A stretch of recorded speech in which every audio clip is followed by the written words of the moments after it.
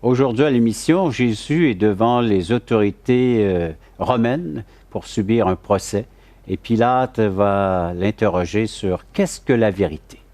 Voilà le thème que nous aborderons aujourd'hui à l'émission, la parole vivante.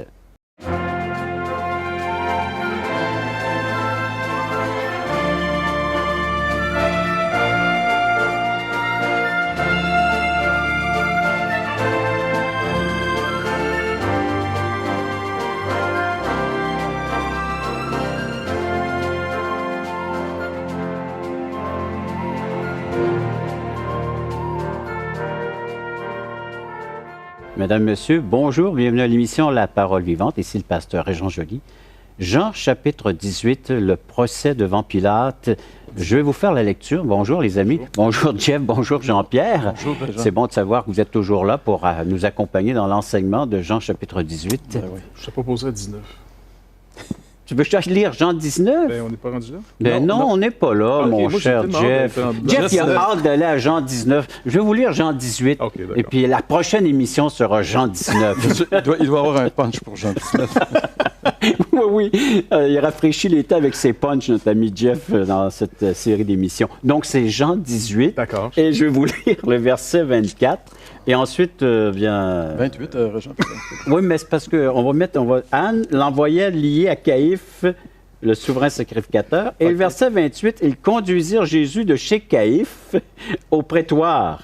C'était pour faire un lien, chers amis. Excuse-moi, Régent. Sur de rien. C'était le matin. Alors là, la nuit passée, là, l'arrestation, tout ça, c'est le matin, très tôt. Là.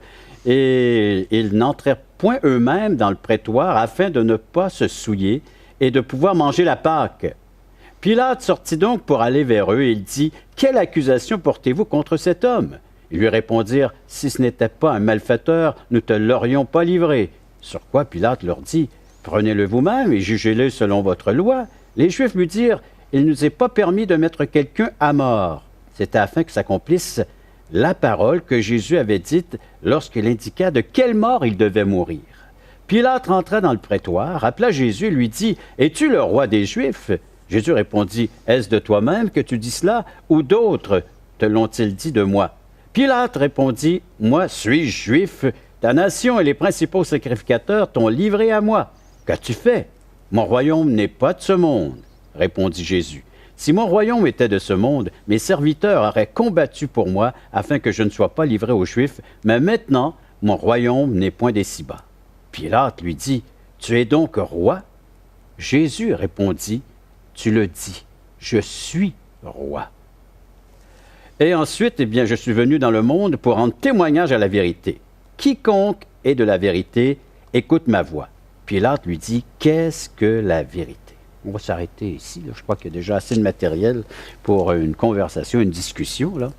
Donc, cher Jean-Pierre, tu aurais voulu que je lise la suite maintenant? Ben, c'est parce que la fin est...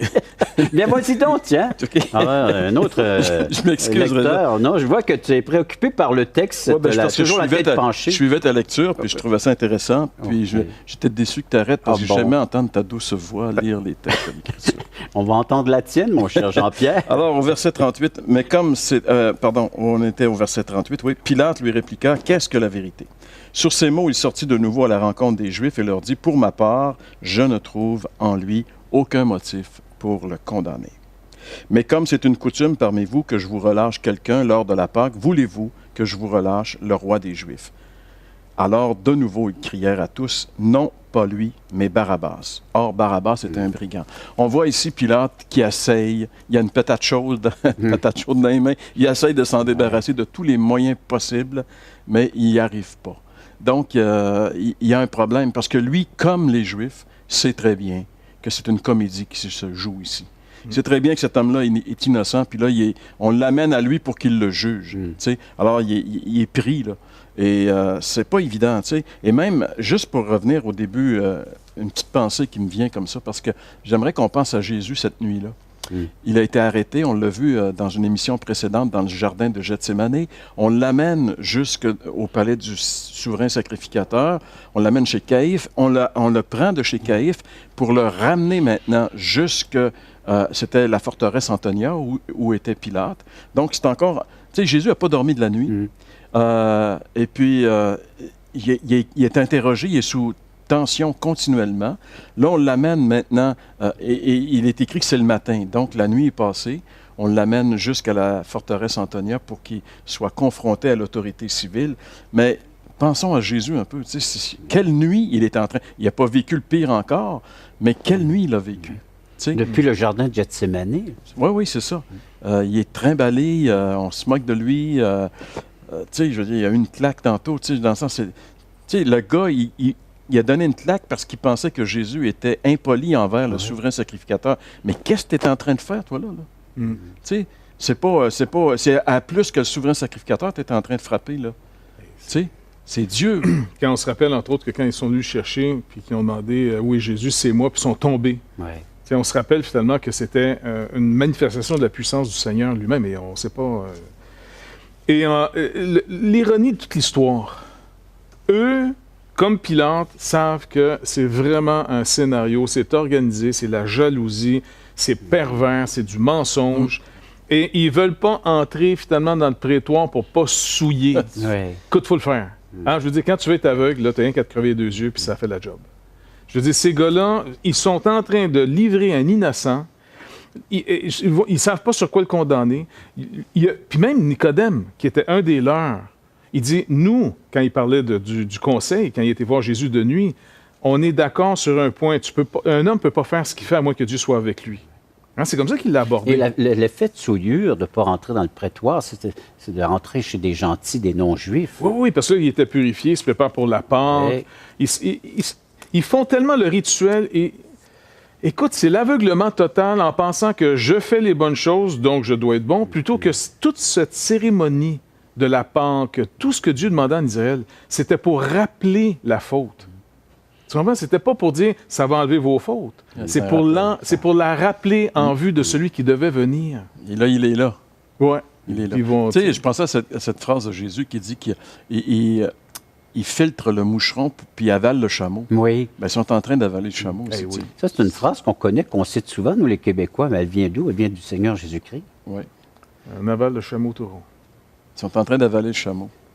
Puis... Je m'adresse à eux pour un instant. Oui, on te permet. Merci, les amis.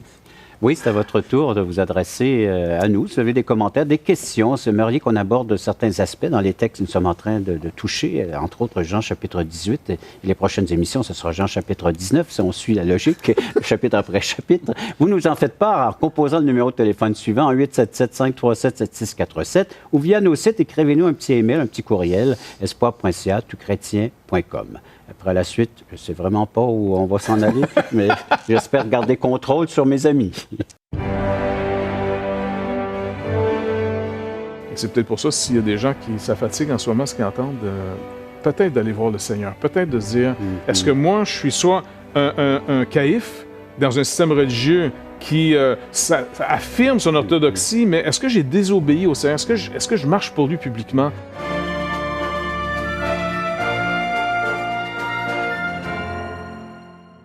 Assistez à un merveilleux déjeuner de l'espoir dans votre région. Un invité vous racontera comment Dieu a transformé sa vie et comment son cœur, souffrant, a trouvé une joie indicible en développant une relation personnelle et intime avec Dieu et son Fils Jésus-Christ. Des églises locales organisent de tels déjeuners dans plusieurs régions du Québec. Découvrez où et quand vous pouvez assister à un déjeuner de l'espoir dans votre région en visitant le site espoir.ca et en cliquant sur l'onglet « Déjeuner ».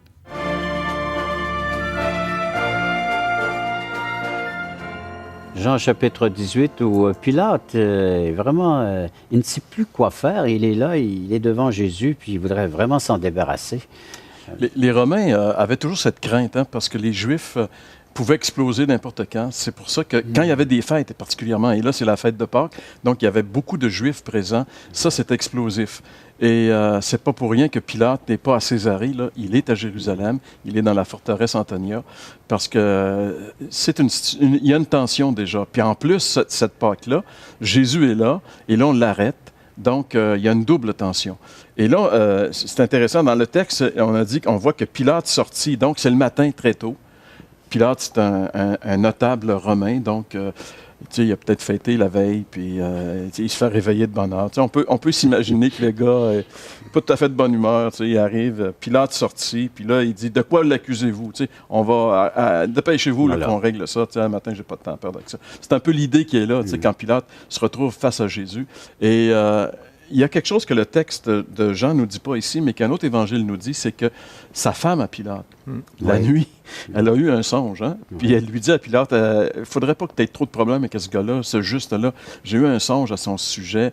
Puis, alors ça, c'est un autre élément qui fait que Pilate, écoute, là, sa femme rêve, il n'est pas de bonne humeur, puis eux, ils l'amènent. De quoi l'accusez-vous? Ils n'ont pas d'accusation. Tu sais, je veux dire, c'est une situation un petit peu abracadabrante avec laquelle il est confronté.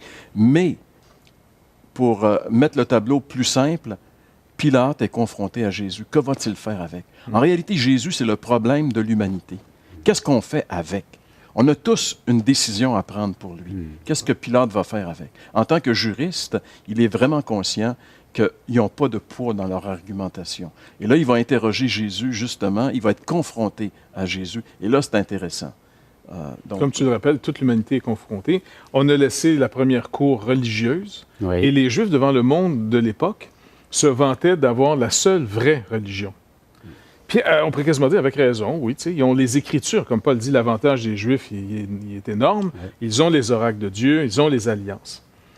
Et même eux, en connaissance de cause, ils sont en train de trahir ce qu'ils font. Parce qu'ils ont fait un procès de nuit. Oui. Puis en Israël, c'est défendu. Ça se fait pas. Tu fais ça en plein jour, puis devant témoins, puis ainsi de suite. Donc, ils ont échoué. Pilate, lui, il représente le système de l'homme qui veut régler un problème dans l'humanité qui est la subjectivité, la méchanceté qui sort sans raison, la perversité, la corruption. Et puis comment? En disant, on va établir le droit. Une loi, ça va être une loi, et puis c'est ça qui va régner. Ils essayaient vraiment de trouver un moyen de faire comme un barrage à la corruption humaine. Comme on essaie encore, notre pays est bâti sur le droit. Un état de droit. Un état de droit. Ça fait qu'on a hérité ça des Romains, en réalité. C'est pas un mauvais système, si on n'était pas corrompu. Le problème, c'est... On le voit avec nos petites commissions en ce moment. Bref, Pilate, il est devant quelqu'un, et là, il réalise, averti en plus par sa femme, qui est très intéressant parce que le Saint-Esprit agit. Tu sais, dans le sens, sa femme, là, qui n'est pas juive, en tout cas pas à notre connaissance, elle a eu un songe à son sujet, comme tu le rappelais.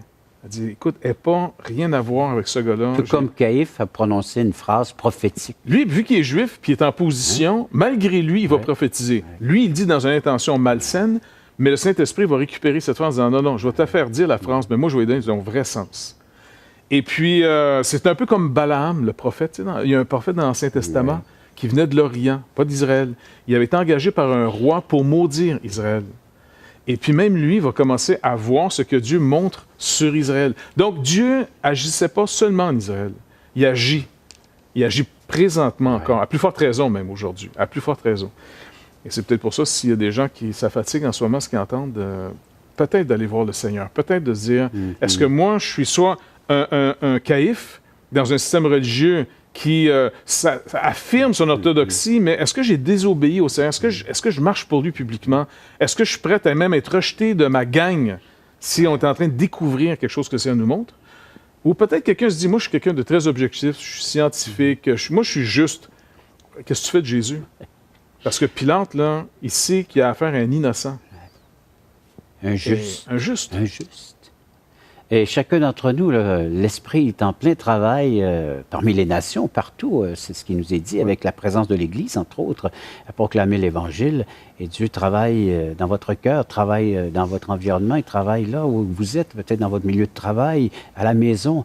Et là, Jésus se présente à vous par l'intermédiaire de cette émission. Et puis là, que vas-tu faire maintenant de moi? Oui. Il peut devenir... Un sauveur merveilleux ou celui qui va devoir rendre un juge, oui, le juge, lorsqu'il sera trop tard, malheureusement. Pour l'instant, il se révèle, il se dévoile à nous comme étant le sauveur, votre sauveur. À vous de l'implorer en tant que tel, en tant que cette révélation, celui qui est venu laver, purifier, sanctifier l'être dont vous êtes, afin de pouvoir être présentable devant Dieu.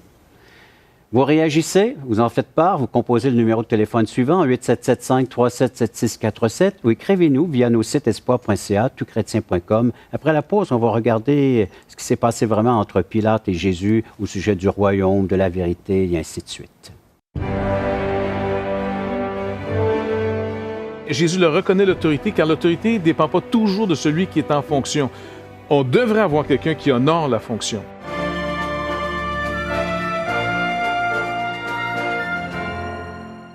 Voulez-vous combler le vide dans votre âme? Avez-vous soif d'une sérénité intérieure? La souffrance de votre cœur vous lasse-t-elle? Appelez dès maintenant pour recevoir gratuitement un évangile de Jean pour connaître l'amour de Dieu, un Nouveau Testament pour trouver des réponses à plusieurs de vos questions, le livre Destination finale pour comprendre la nécessité du salut et finalement la Bible et le salut qui nous explique comment recevoir Jésus. Contactez-nous à espoir.ca ou composez 1-877-l'Espoir.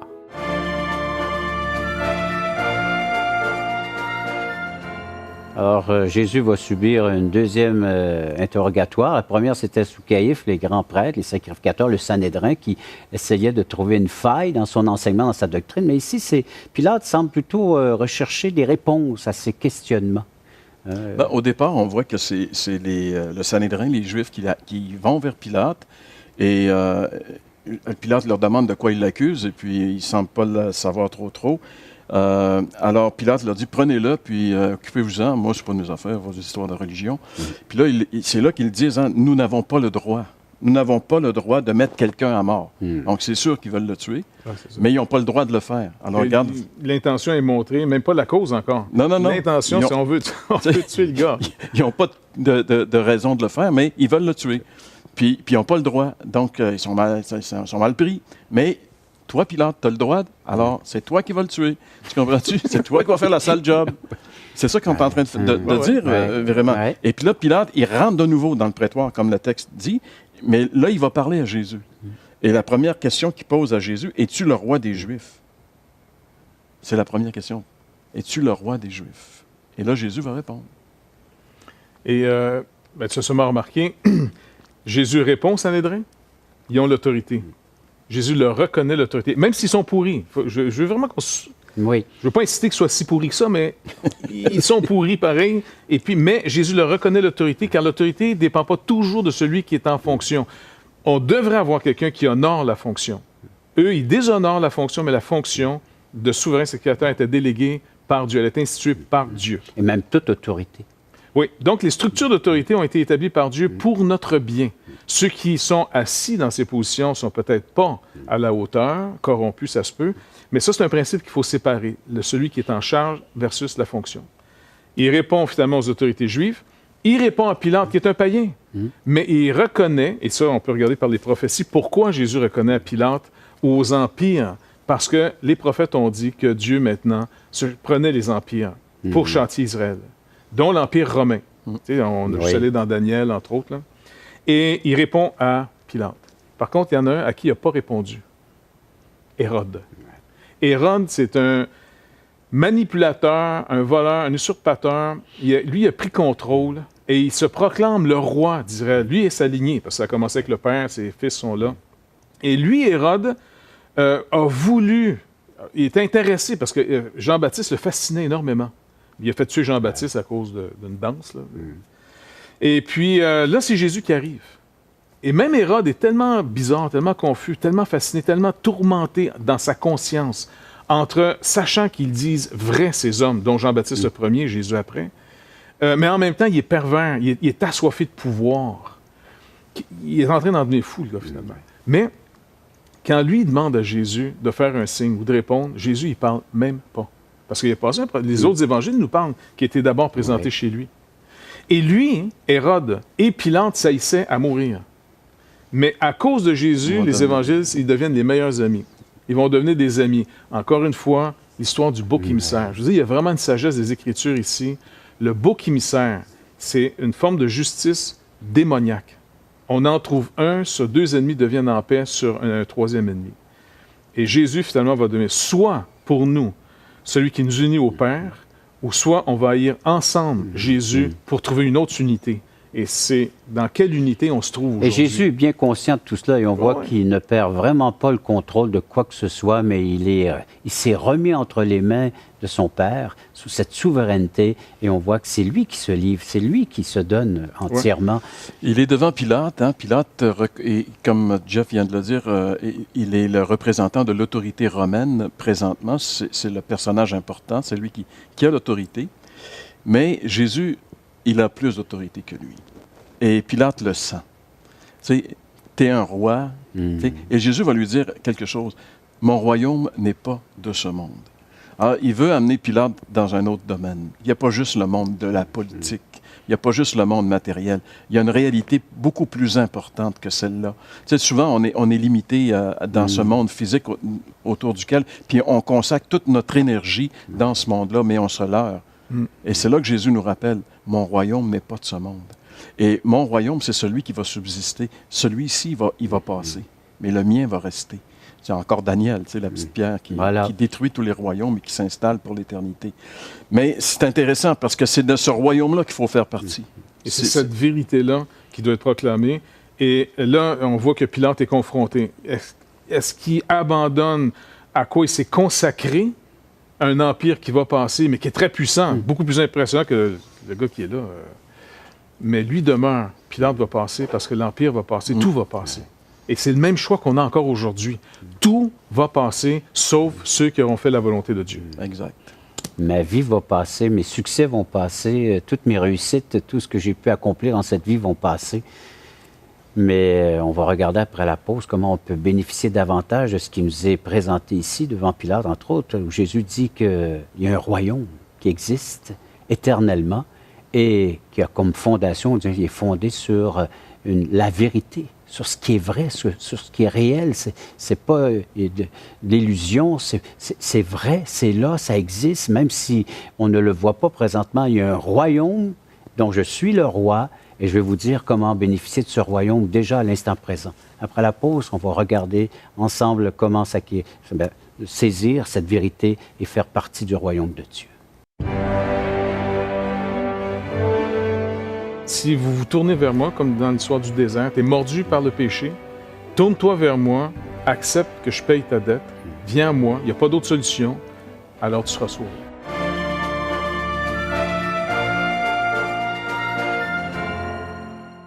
Espoirpourlecoeur.org aborde des problèmes que tous peuvent rencontrer un jour. Solitude, culpabilité, manipulation, rébellion et adultère. Chaque problème est clairement défini avec ses symptômes et ses caractéristiques. Des pistes de solutions sont données. Le but du site espoirpourlecoeur.org est d'encourager les chrétiens à s'entraider. Pour participer à l'une de nos conférences, consultez notre site espoirpourlecoeur.org.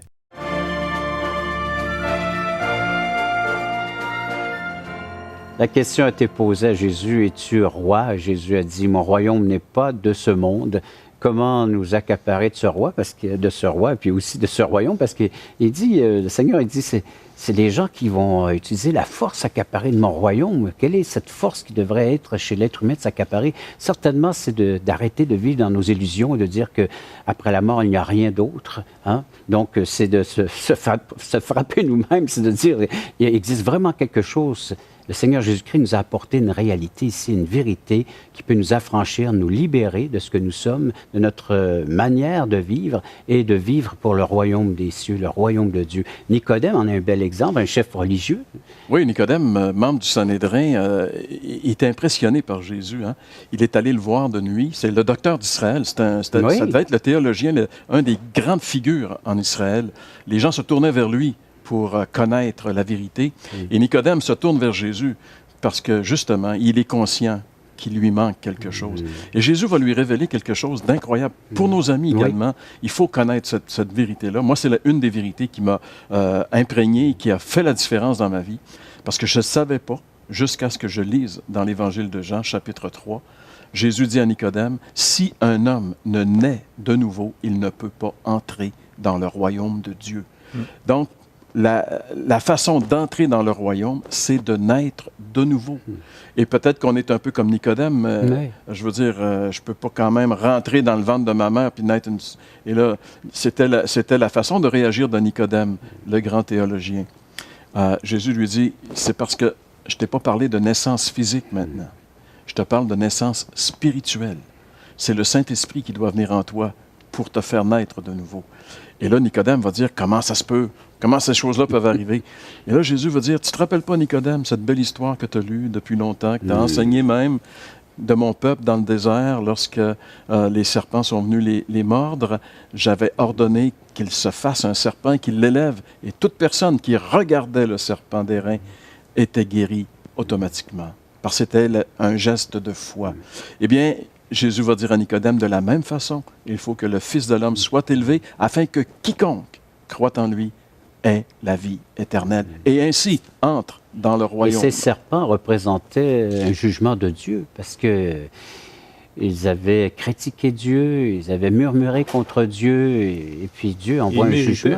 Ils méritaient un jugement, ils étaient Jésus, coupables. C'est ça, comme il dit, regardez-moi, je vais devenir pour vous la condamnation. Si vous vous tournez vers moi, comme dans l'histoire du désert, tu es mordu par le péché, tourne-toi vers moi, accepte que je paye ta dette, viens à moi, il n'y a pas d'autre solution, alors tu seras sauvé. Et c'est ça l'Évangile, c'est exactement ça la bonne nouvelle. Elle nous est placée encore ici dans le contexte de l'Évangile de Jean, chapitre 18, devant Pilate même. Pilate avait un choix à faire et vous aussi, vous avez un choix, une décision à prendre.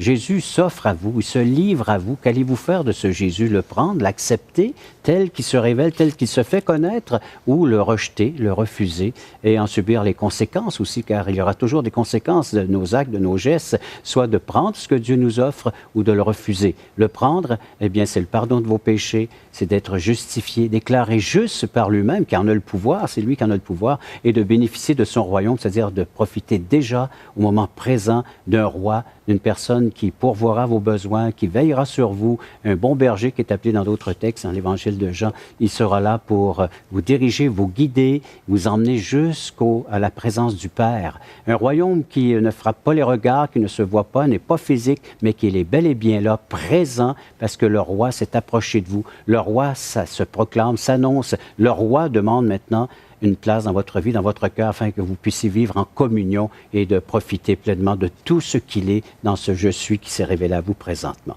À vous d'implorer maintenant sa présence. Merci encore de votre participation. Merci d'avoir été à l'écoute de cette autre émission de La Parole vivante.